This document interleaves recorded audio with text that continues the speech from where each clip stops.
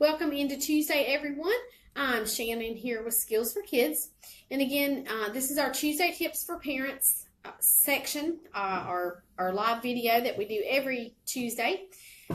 What we do is we take questions, concerns, problems that parents are having at home with their kids, and we just try to offer some suggestions, helpful hints, anything that we know of from a child development perspective that may be helpful for anybody having to deal with that particular issue. We certainly invite you as well to submit any questions or concerns to us, ideas or suggestions that you may have from any sessions that we have done. You can submit those by email to skillsforkids, SKILLZ, the number 4, kids, KIDZ, at outlook.com, or you can give us a call or a text at 336-270-6825. Last week, we talked about reward systems for kids. So we dealt more with sort of the preschool sort of age, the elementary age, and a tiny little bit for tweens. So today I want to go over tweens again because they can be very difficult to understand sometimes because of the whole amount of emotion that they have taking place. And they are really in a first huge transition point of going from being a kid, excuse me, to being a teenager and not really knowing where they fit and how to fit in and what age group to fit in. So they can be a little bit more difficult. And as we know, everybody loves to deal with teenagers. So we're going to discuss those two age groups today and how to develop effective reward systems to try to encourage, prompt, push positive behavior so that we are developing kids and young adults that are going to be productive members of society and grow up to have the careers that they want to have, feel successful with the decisions they make and in their own lives. So first we'll go into tweens. Tweens don't do as well with stickers and a page full of stickers and earning smiley faces and that sort of thing. They have outgrown that. Whereas that's a great reward for those younger kids. They get very excited about it. They love picking out their stickers and being able to put them on their chart and that sort of thing. Tweens feel like that is a little bit beneath them, that they are just a little too old for the stickers, but yet they're not quite old enough to deal with what we're going to talk about for teenagers. What we suggest for them is maybe a token system for them, or a just where they can earn different, be it tokens or coins that you print on a piece of paper. Some sort of economy system where they earn certain things and then they can use that to purchase the rewards that they would like to have, or they can use that to earn that privilege. So it doesn't really matter what that economy system looks like. It could be monopoly money. It could be literally you can go to the store and buy a bag of gold coins. It can be anything that they can use to get as a reward for certain behaviors. So what you do is you with them, you think of what particular behaviors do they need to be working on. What behaviors is it that they're really struggling with that you want to see become more positive and then make better decisions in those particular areas? Start with those and assign a certain value to it. If you display this particular behavior, you're going to earn a coin, or you're going to earn 2 coins, or whatever you feel like that particular behavior deserves. Now, when I say pick maybe two things that you're really wanting to change, we also need to pick a couple of things, at least 1 or 2, that we feel like they do really well already.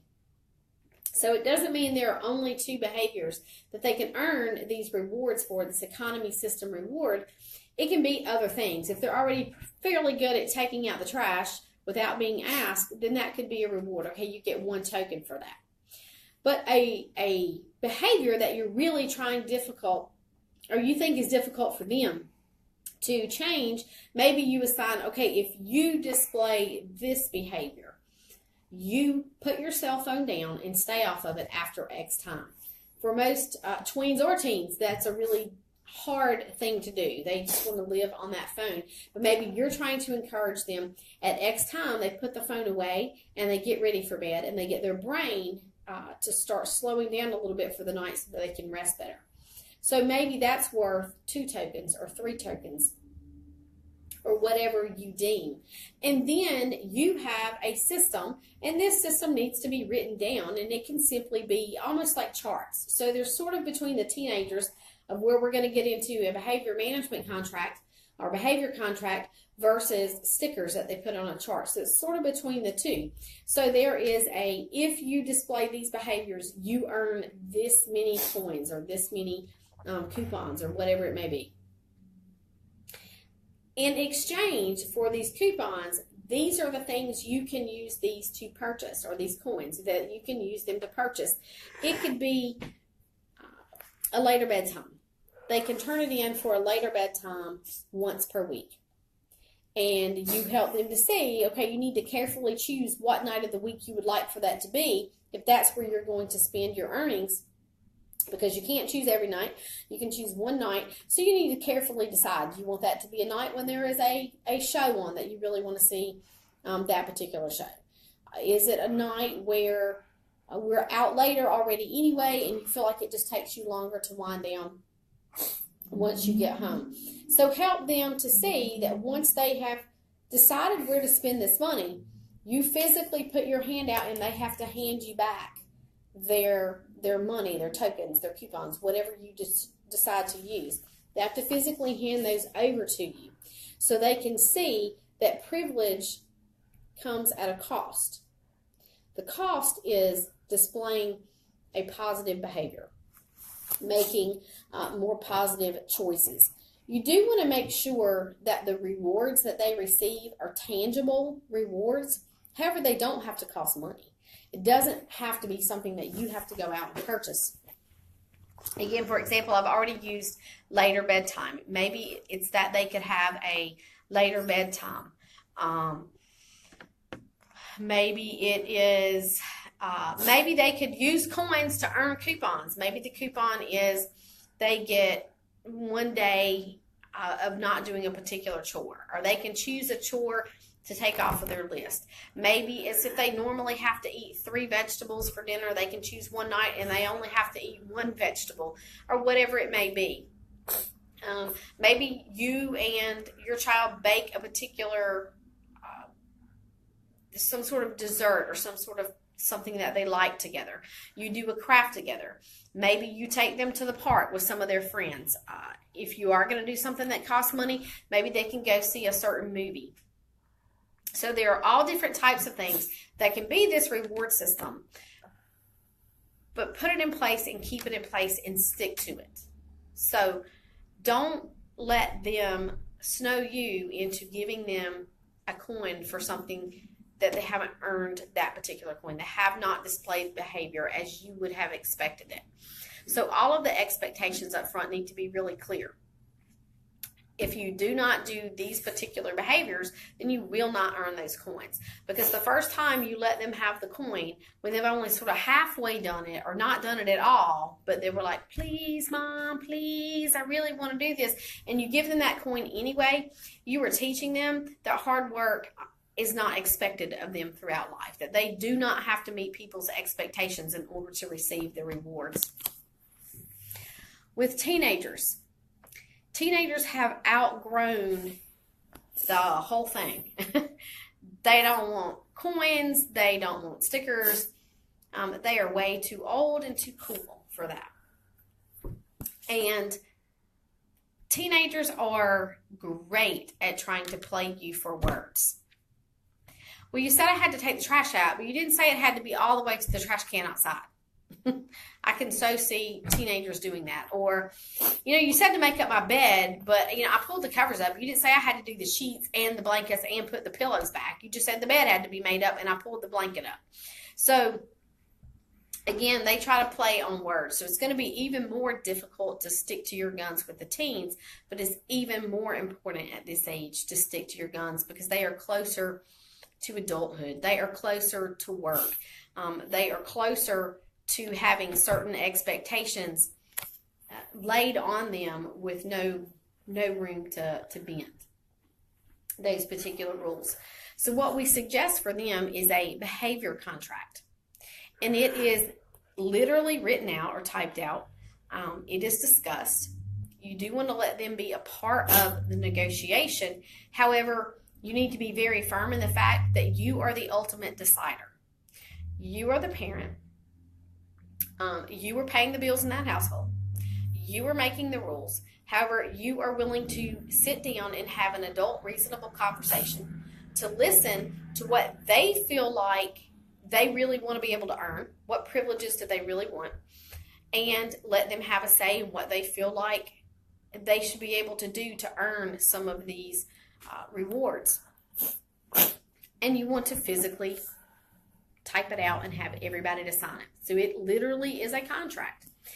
And it is written out as such that, I don't know, teenagers always want a later curfew time. Okay, if you would like a 15-minute later curfew, then for this much of a time period, for 2 weeks or 1 month or whatever you feel like is an appropriate time frame versus what they're trying to earn, I need you to show me that you can be responsible enough to finish your homework before dinner,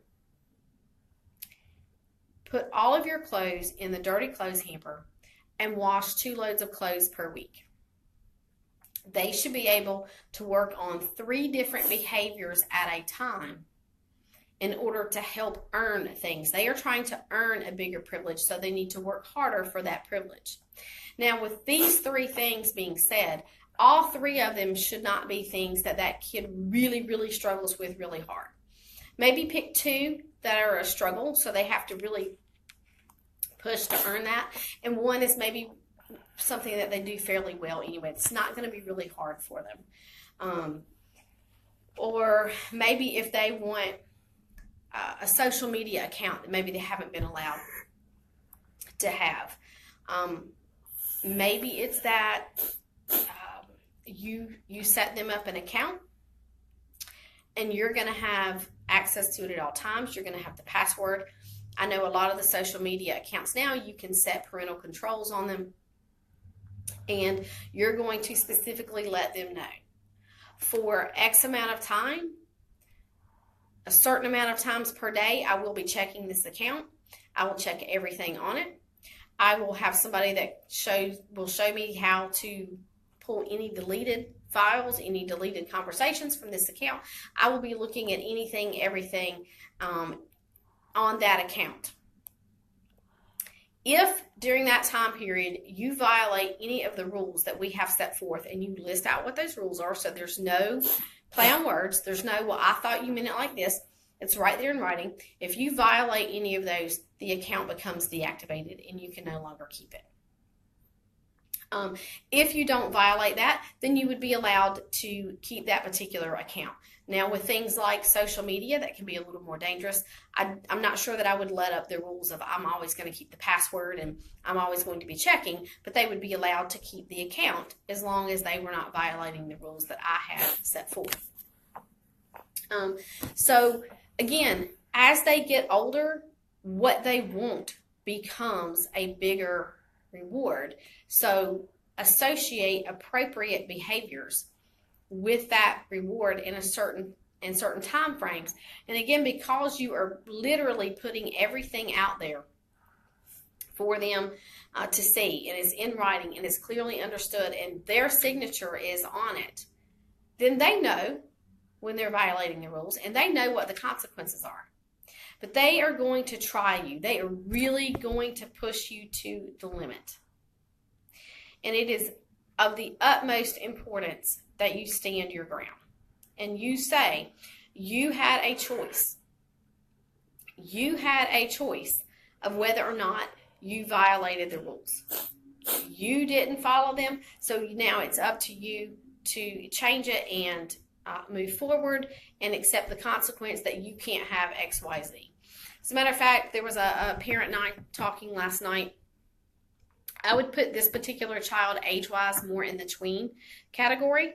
However, developmentally, he is in some areas a little bit above that particular age group. So what I suggested for her was a combination of these two things. A contract, because it is literally written out of this is what is expected. These are the consequences. These are the rewards that you can get, but still to use sort of that economy system with it. So if you do this, then you get, 1 coin. If you do this, you get 3 coins, and let him change those coins in. And what was interesting is this particular child believed it doesn't really matter. My mom is required by law to feed me and give me clothes and give me these things. And I said, you're right. Your mom does have to feed you. However, the law doesn't say what your mom has to feed you. As long as you are getting nutritious food that is keeping you healthy, she doesn't have to feed you any particular thing. She could make you meatloaf and Brussels sprouts from now until you're 18. Well, he thought that was kind of cute because he likes Brussels sprouts. And I said, and that's fine, but he's pushing 10. So you have 8 years of eating meatloaf and Brussels sprouts. And all of a sudden it wasn't quite as funny. So I said, what kind of foods is it that you like? Well, I really like hot dogs. And I really like pot pie. Okay? So you that could be something that becomes a part of a token system or a behavior contract is, you know what? If you want the opportunity to eat hot dogs for dinner, then you're going to have to earn that. If you want the opportunity to have some pot pie for dinner, then you're going to have to earn that. Otherwise, you don't have a choice in dinner. You're only going to get these particular items because I'm your mom and I'm feeding you what I feel like you need to be eating for certain nutritional value. So kids will do things like that to play you. Oh, well, that's okay because I like Brussels sprouts. Oh, well, will you like 8 years of them? So we kind of have to have a little bit of humor about ourselves and sometimes just kind of stop and think, okay, how do we turn this around to make this child see how serious these particular things are that we were discussing for him. And it could be a multitude of different things for kids, but we just need to show them that getting to do certain things, getting to play with their friends, talk to their friends, stay up and watch a particular show, play some video games, take martial arts class, take dance class, be a cheerleader. All these things are privileges. They do not have to be allowed to get. And some of these things, you may be very, very well to make them earn those privileges with either this economy system or behavior contract, depending on the age of your child and how well you think they respond to different things. I certainly hope that this has been helpful for you. Please go on and read our Facebook postings. We have some different ideas for different age groups on there. If you need any additional suggestions or any additional information, please don't hesitate to give me a call. I'm more than happy to discuss anything with you, or you can email me, and we certainly look forward to seeing you next Tuesday.